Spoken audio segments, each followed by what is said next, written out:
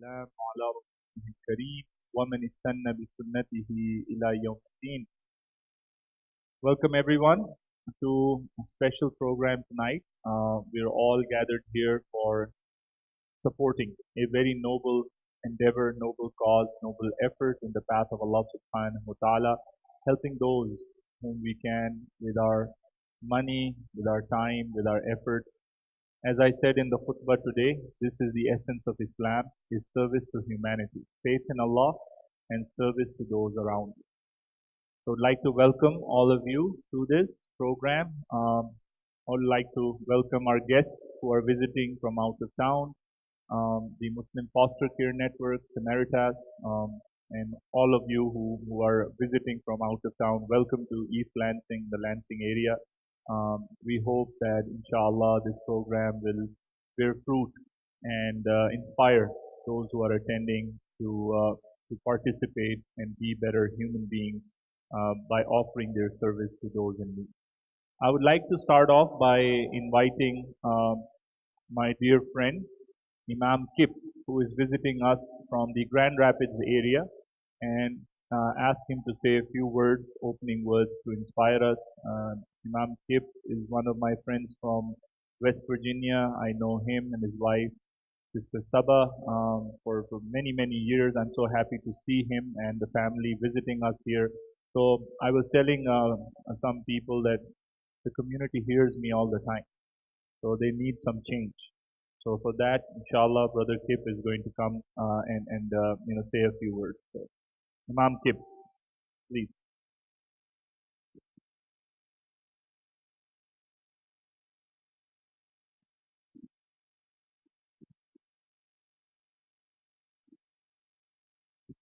السلام عليكم. بسم الله الرحمن الرحيم. الحمد لله رب العالمين، والصلاة والسلام على رسول الله وعلى آله وصحبه أجمعين. أما بعد. So I'll start off quickly remind us of the statement of Allah subhanahu wa ta'ala: وَاعْبُدُوا اللَّهَ وَلَا تُشْرِكُوا بِهِ شَيْئًا وَبِالْوَالِدَيْنِ إِحْسَانًا وبذي القربى واليتامى والمساكين والجار ذي القربى والجار الجنب والصاحب بالجنب وابن السبيل وما ملكت أيمانكم إن الله لا يحب من كان مختالا فخورا. Here in this ayah, Allah subhanahu wa ta'ala gives us some of the foundational commands of the religion. First, Tawheed, to worship Allah subhanahu wa ta'ala and not to worship anyone else. Then immediately after that, all of the other commands have to do with interpersonal relationships. So the best treatment to your parents. Take care of your relatives, your neighbors, and then also from amongst those listed, the orphans and the poor. So you see here in Islam we have this concept of circles of responsibility. Everyone is responsible for those who are closest to them. Right? As children, we're responsible for taking care of the well-being of our parents. As parents, we're responsible for taking care of the well-being of our children. There's no one else that bears that responsibility for us. We will be asked first about our own parents, about our own children. Likewise, we're responsible for our neighbors. Right? They have more of a right over us than other people. Right? That's why the fuqaha talk about it's dislike for you to send your zakah to another place if there's needy people around you, because you have a responsibility for the people around you. But then also amongst those who are mentioned here that you have direct connection to are those that don't have someone to fill their responsibility for you. Orphans and the needy people. So like each one of us has a responsibility to take care of our family members, our neighbors, and those who are around us, as a community, we have a responsibility to take care of those who don't have that support system. Those who don't have neighbors, family members, whatever it may be, to take care of them. Then we as a community collectively bear the responsibility to take care of those people. Right? And foremost amongst them are orphans. People who don't have parents there to raise them and to take care of them. And we see great importance given in Islam to taking care of orphans. The Prophet ﷺ himself was an orphan, we know, We know the experience that we went through of losing family member after family member and having to go from one household to the next. And if you look in the seerah, in the history of Islam, you find that when there was an orphan that needed to be taken care of, the people would fight with each other about who gets to take this person, who gets to have the honor of taking care of that orphan. So, and even when you look in the Quran, when it speaks about the orphans, it speaks generally take care of the orphans, but other than that, you don't see a big push telling them make sure that somebody is standing up to take care of the orphans and taking them into your home. Because this was already happening. What does it say? It says, make sure that you're treating those orphans that you're already taking care of justly. Right? Make sure that you not eating unjustly the wealth of the orphan. Because there already was this culture and this understanding that is a huge aib, something very ugly in society that you have people with no parents to take care of them and you leave them without stepping up to take care of them. Right? So this was the way of, to some degree, the Arabs even before Islam, but then especially after Islam, this importance of taking care of those children who don't have family members to take care of them. So this in general is a responsibility that Muslims bear as a community. Then especially in a situation like we're in the West, where Muslim children, if they don't have families to take care of them, and then there are not qualified Muslim families who take up the responsibility of taking care of them, where do they end up? Of course, in non-Muslim families. And many of these families are sincere and they take care of them and they want the best for them, but they don't understand their Islam. They don't understand the importance that their religion plays in their life, or even if they understand the importance of it, it's a totally different religion to what they're used to, so they're not able to give that support on the basis that the people really need. So I think that as a Muslim community, particularly in the United States, for us to take care of and step up and be ready to take care of orphans in need, this Allahu Alam falls under the category of a fard kifaya, right? Something that it's not responsible for every single person to do. Not every person has to take care of an orphan. But if nobody's doing it, then we all bear the sin and the blame of not doing that. So some people have to be the ones who stand up, right? Some people have to be the ones who go through the difficulty, right? We can't lie and we can't say it's easy to do, right? But some people have to be willing and ready to step up and take on that difficulty, to bear that burden for the rest of the community, so all of us are not responsible for have not having played that role that we need to play. And the last thing I'll say is, it's not so simple in the situations that we're in, right? That if there's an orphan that needs to be taken care of, or a Muslim child who's away from his family and can't be reunited with his family or her family, we can't just bring them to the masjid and say, okay, who wants to take care of this person? And somebody raise their hand and we send them home. You have to be prepared ahead of time, right? You have to go through the steps. You have to go through the licensing process and all of those things.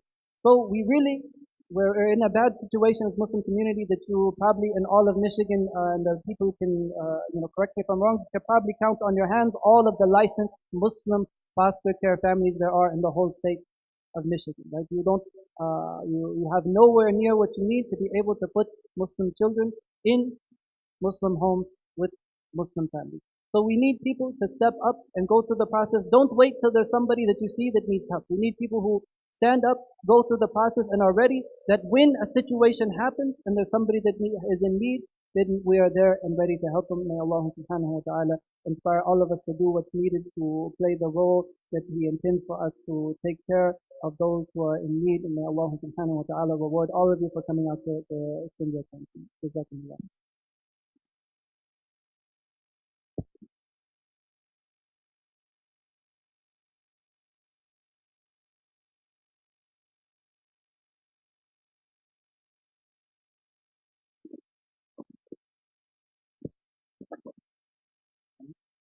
Normally don't. I normally don't use a microphone. My wife says I'm way too loud of a voice. But can everybody hear me? Okay. Okay. So thank you for your kind words. There's really not much more for me to say. No, just kidding. So I'll start off by telling you a little bit about myself. My name is Dan Sosa, and I work for a company called Samaritan. And we're one of only two companies, agencies in the state of Michigan that work with refugees. There's only about 30 in the country that do this. What we do is we bring in youth who come to the country unaccompanied, and they are used to not be with their parents. We help them find homes in which they foster care. So a little bit about me. I was born and raised in Saginaw. My father was also born and raised in Saginaw, so we've been in this team for quite a while. Um, every job I've had since 15, and I'm 48 now, for 32 years, has been in some way working with children or advocating for children. But in all my years, this is my favorite job. I've been doing it about 3 years because every time I talk to somebody who decides that they want to be a home for one of these youth, I know that we've created a home for somebody who didn't have it. Been a very rewarding experience for me. Um, so I'm going to tell you a little bit about Emeritus and how you become a licensed foster. So the steps are pretty simple, but when you get into them, they can take quite a while. There's a lot of paperwork, as you can imagine. When you're going to take a youth in, of course, there's going to be things like background checks, paperwork, and what's called a home visit. But the very first step is to do an orientation with me. I live in Saginaw, but I work mostly out of Lansing. So we conduct the orientations over Zoom. And they take a little less than an hour. And I do all of them. They just need to be scheduled with me. Um, after you go through the orientation, you have to fill out an application. And then once you fill out that application, you're assigned what's called a licensing list. As your mom just mentioned, licensing. So the licensing part is the part that can be a little difficult for some people because there's a lot of paperwork, a lot of documents you have to gather. But the licensing worker is there to take you through the whole process from beginning to end. And even after it ends, they'll be available. I'll be available for any questions you have. We'll provide training. Nobody's going to, drop off a child to you and just say, here you go. There's all kinds of people there to support you, to give you advice, to ask questions of. So another part of this process is the home study. So in the home study, the licensing worker will come in and they'll just go inside your home and look at a few things like to make sure that there is fire alarms, a smoke alarm, carbon monoxide detector in the house, those kind of things for safety sake. Let's say you have a pool, and make sure that your pool is safe and that there's some kind of locking mechanism to it so that a child couldn't get into it. So those kind of things are the things that they go over with you. But ultimately, it's the state of Michigan who gets all the paperwork and approves you as foster. So at Samaritas, we offer a couple different programs for refugees. There's two kinds of youth that we have when it comes to foster care. One is domestic, and those are youth who are born in the U.S. And who are removed from their homes by the court, either temporarily or permanently. Um, and then there's refugee foster care, which is what I was in. But Samaritas does both. Not everybody wants to do refugee foster care. Many of the youth are older. Um, since they come to the country unaccompanied, it's just impossible for them to come, as toddlers or very little children. So most of the youth are teens. But you can do either program. Once you become licensed in Michigan, whichever program you decide that you want to do, refugee foster care, domestic foster care, would be your choice. But in refugee foster care, we offer long-term and transitional foster. In long-term care, the youth again, are mostly teenagers, and they stay with a home until they turn 18. We don't do adoption in refugee foster care. We feel that it's unethical because it's like saying that the parents didn't live. They're not available to sign away their parental rights. So we don't do adoption, but they do stay with the family just until they're 18 because as if they were. We do offer services for them until they turn 21. We'll talk a little bit about that in a minute. We also have what's called transitional foster care. These are youth who come to the southern border of the U.S. So they're mostly from Central America, and they stay with a family for 30 to 45 days. Now, the majority of these youth in this program, almost all of them are not of the Muslim faith. Most of the youth that would be of the Muslim faith would be in long-term care or in domestic. But in transitional care, they stay with the family for about 30 to 45 days because they're going to be reunited with a family member sponsoring. Again, that's one of my very favorite things to do about this job is taking one of these young people to meet the adult that they're going to be meeting with, to be united with, um, who will take over their care. So those programs are offered in Lansing and in Ann Arbor. And again, it is temporary. The reason they take place in Lansing and Ann Arbor is because there's a school in each one of those towns. It's actually in East Lansing here, and one in Ann Arbor, and the children need to attend school Monday through Friday. Just because they're in transitional care doesn't mean that they can't continue their educational journey. So that's one of the rules. They do need to be driven there on a Monday through Friday daily basis. We also offer what's called respite care. Uh, who here has taken a vacation out of town for, let's say, a week in the last 5 weeks? Most, most of weeks, right? So a lot of people, when they look at foster care, maybe not ready to commit to taking in a child for a couple of months or 4 or 5 years. So what they decide to do is called respite care. So in respite care, you are a licensed foster care home, but you're only taking a youth for about a week at a time. Um, sometimes if it's a refugee youth, that youth family may be going out of the country or out of the state, and because of their immigration status, they can't leave the state or leave the country.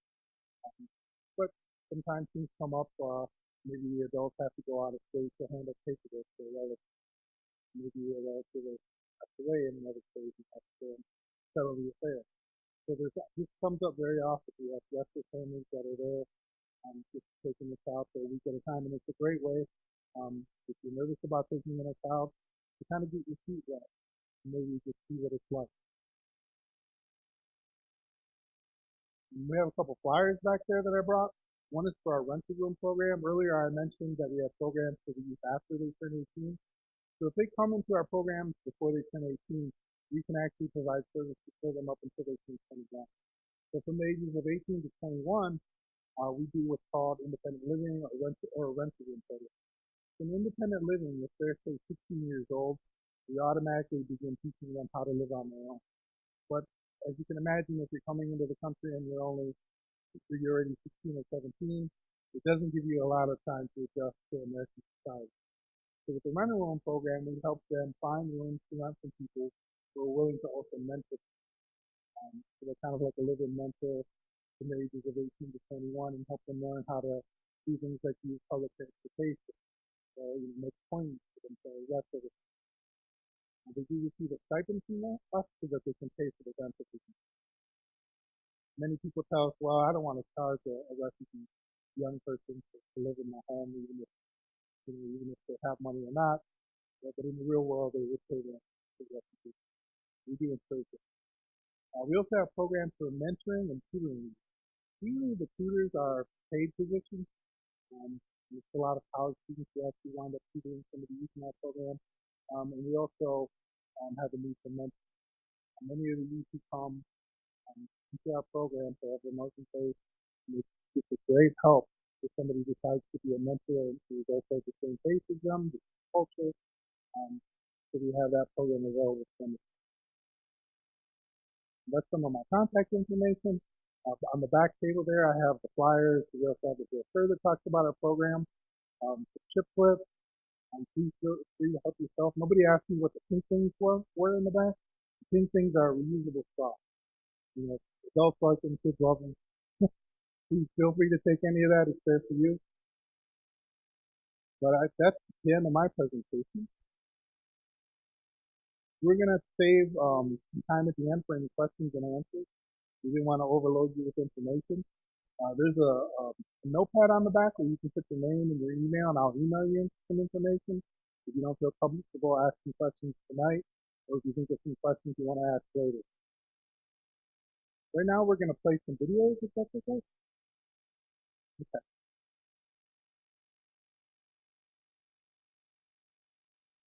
I apologize if they make me play any ads.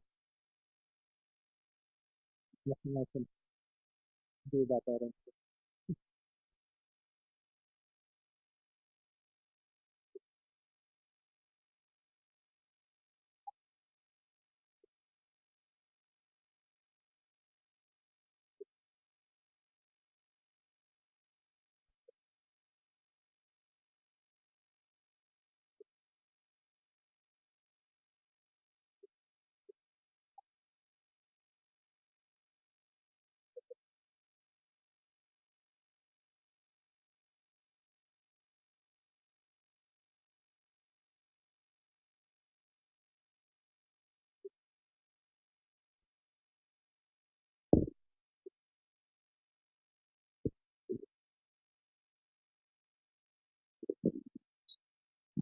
well on his way. He just finished his freshman year from Michigan University. A zone, but almost unbelievable when you know what it took to get here.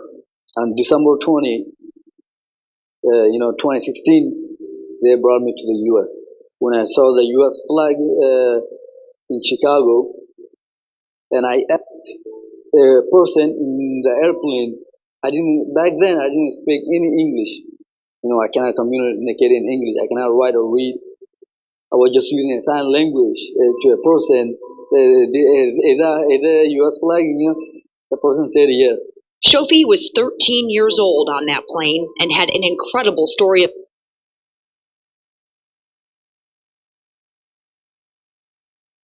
My government has been torturing and killing my people, which is Rohingya.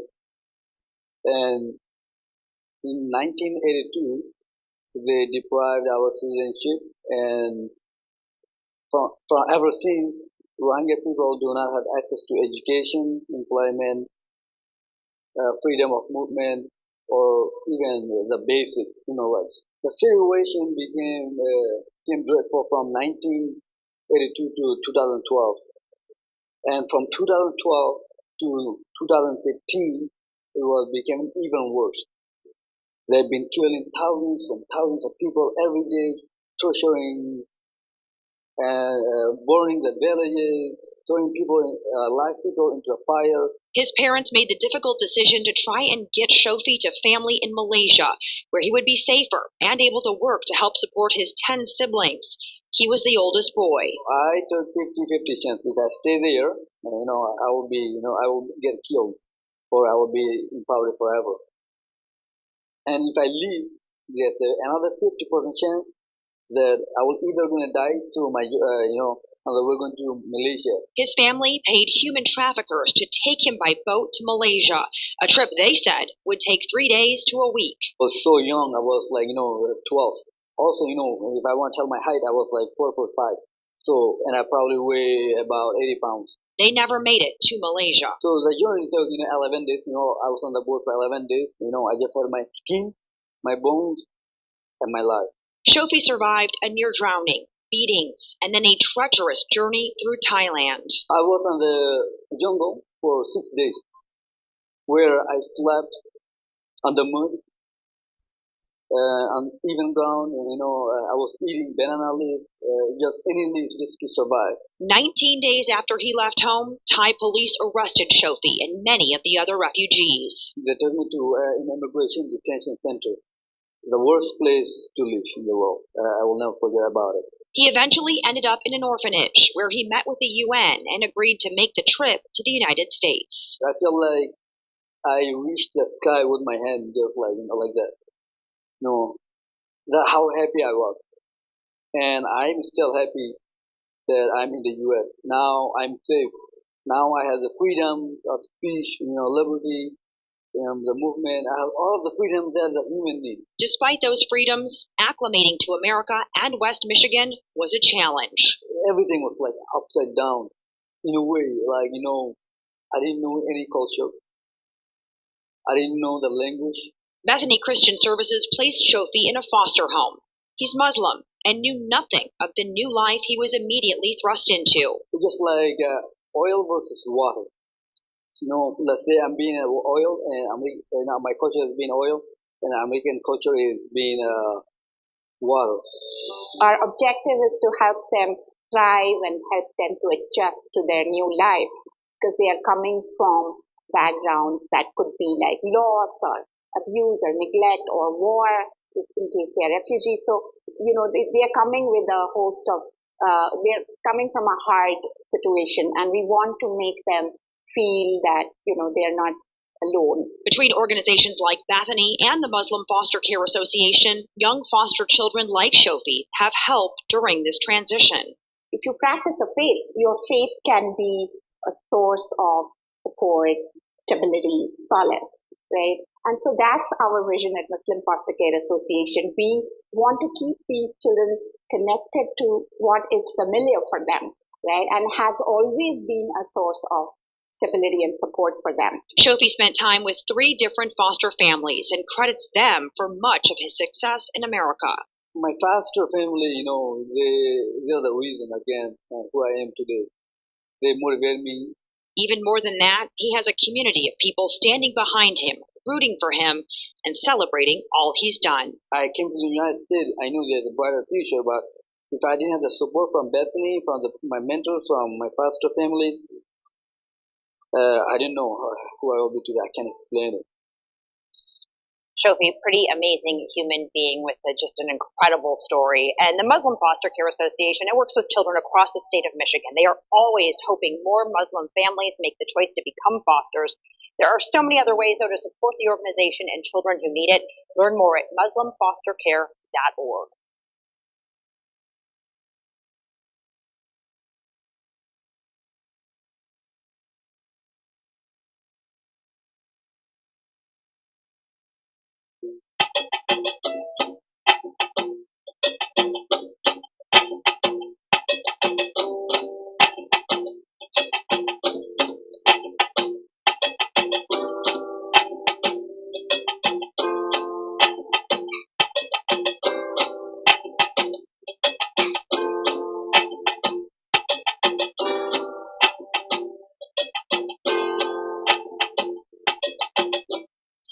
There is a great need for foster parents in general. And as soon as we became aware that there was a need for licensed foster homes, we felt compelled to become licensed ourselves and to help in whatever way we could.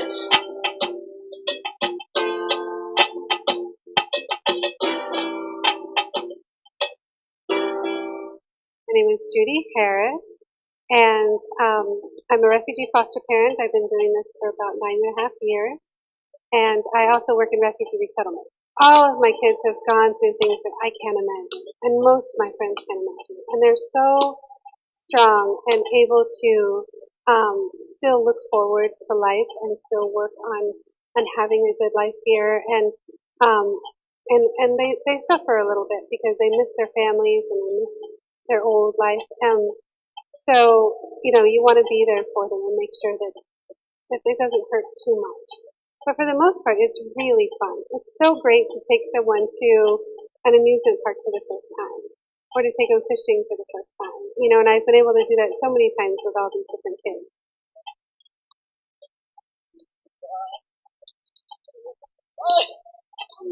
There's also an especial need for Muslim foster homes. There, a lot of the refugee foster kids that come to the U.S. are coming from kind of Muslim areas and request initially Muslim homes, and most of the time they are told that there aren't licensed Muslim homes. So we felt especially compelled to become licensed and welcome children to our home and to our family.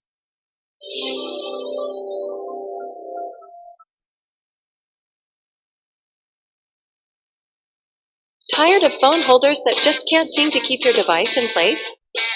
Look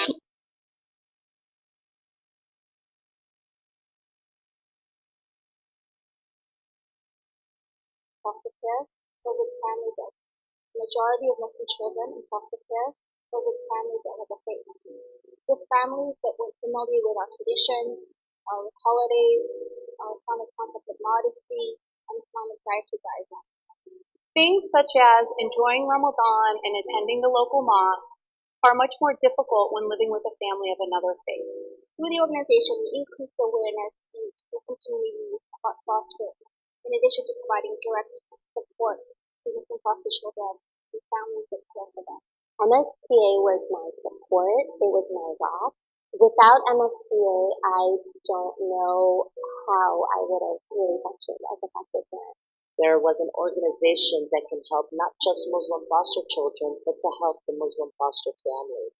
Please join us in reviving and supporting the Sunnah of fostering by supporting the essential work that we are doing at the Muslim Foster Care Association. Majority of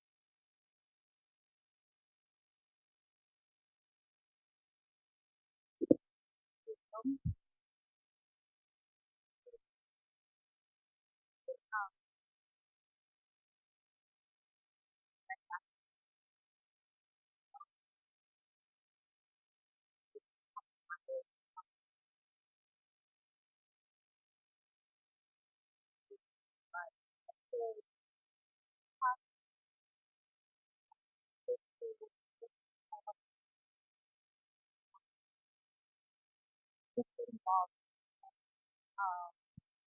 Most of them are boys, but they come from women, have a lot of very tough things here. And one of the things they were talking about is I was talking about the book on that was they had the that that to the best story. So they all were very like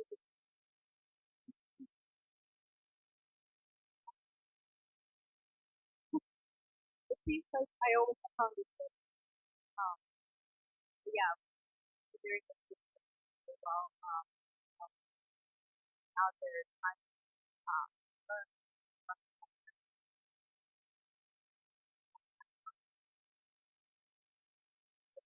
one all they all almost so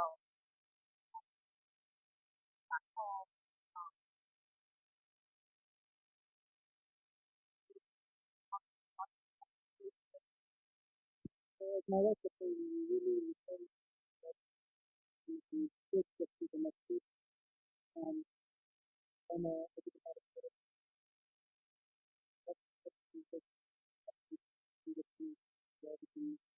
you can let the people reach out to people uh get this to the next week and the kids want to be next week. So we have some programs to try to get involved in the field. And then we got in touch with that with people that we really found out to do this to leave this process. Ideally, but again, if we already have the life before we did the situation like we did, we woke up and then the 60 other companies that and so we started working with them. We a lot of things like this, going to tell people, hey, this is kind of the process one day my life was, then they would like to do it, I would do it. The next day, the lead company, next day, also, maybe also, maybe third. So we started the process. We're not, we hadn't decided to do it yet because it's too much credit of doing the whole thing. We've been a little bit slow with some of our paperwork, but at least we're done. So if we went through the process, we did the thing, and um, and like I said, here what's the best way to make it good. So it's all about we're going to do 1 hour after the week for months. Do it all that we work it out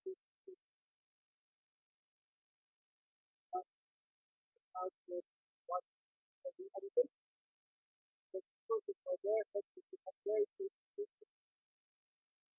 of course I know they're going to support everyone back, particularly a teenager of having a non Muslim boy. So this is the main thing to stop them. But this is an obstacle, it's not an obstacle. Right? And I say all the time, I've seen lots of Muslim families live with a non-Muslim in their house for much less good health. Right? How many people do we know that a brother and his wife live with the brother and their wife in the same house? Right? Two couples from the same family in the same house, but the in-laws houses are not Muslim for each other, but they live together. Why?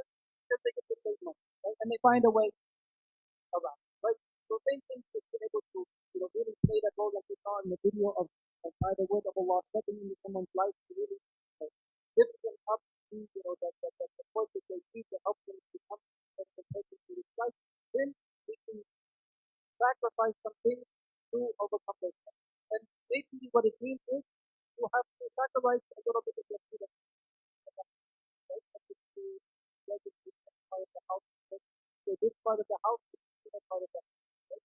So that the women are in that part of the house, they treat it like they're in the hijab or whatever, they have the rules and understand. But then you have certain parts of the house that go to the part of the part of if you look at, what you say to imagine what it was like for the time of the past, the last few people, they didn't have, the luxuries that we have now of the houses with the multiple bedrooms, the boxing doors, and all of these things. Today, we're more pious, we have more money, they found a way to still take care of people in those countries.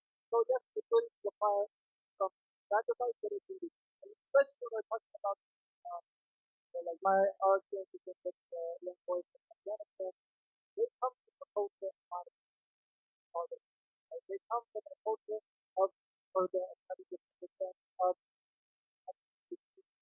boys, girls, and women. So they want that too. Right? A lot of them maybe they feel uncomfortable to in a house where they don't know gender norms, they don't understand technology, and there's understanding right? But they're doing that. So I know that this is something that causes a lot of but something that we overcome, we just have to sacrifice. I don't need to sacrifice the principle. I need to sacrifice some of your freedom of movement in your own house so that you can I don't want to put you on that first. Because I do find that if you're on the fence, just start the process. Start the process. It doesn't you have to go all the way through. And even if you go all the way through, doesn't mean you have to let somebody it's not just go first and talk to that way. There's a kid, he's like, hey, he's a kid. They tell you the background about this kid, this tell you, this tell you, this is your own, this is your understand the kid. So I heard that this is not a very the whole, the person, the hour to do,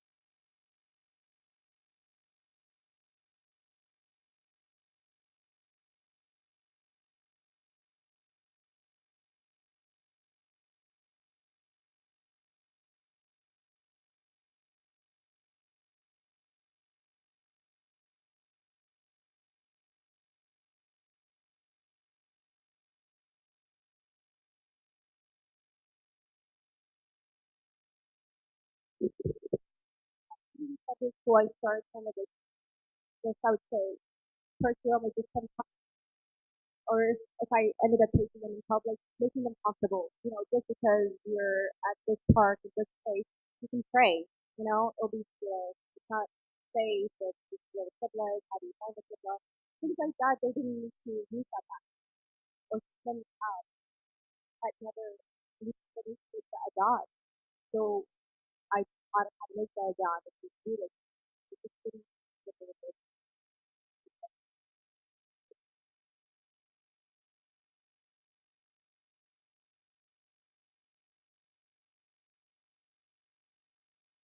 Yeah, I don't think there was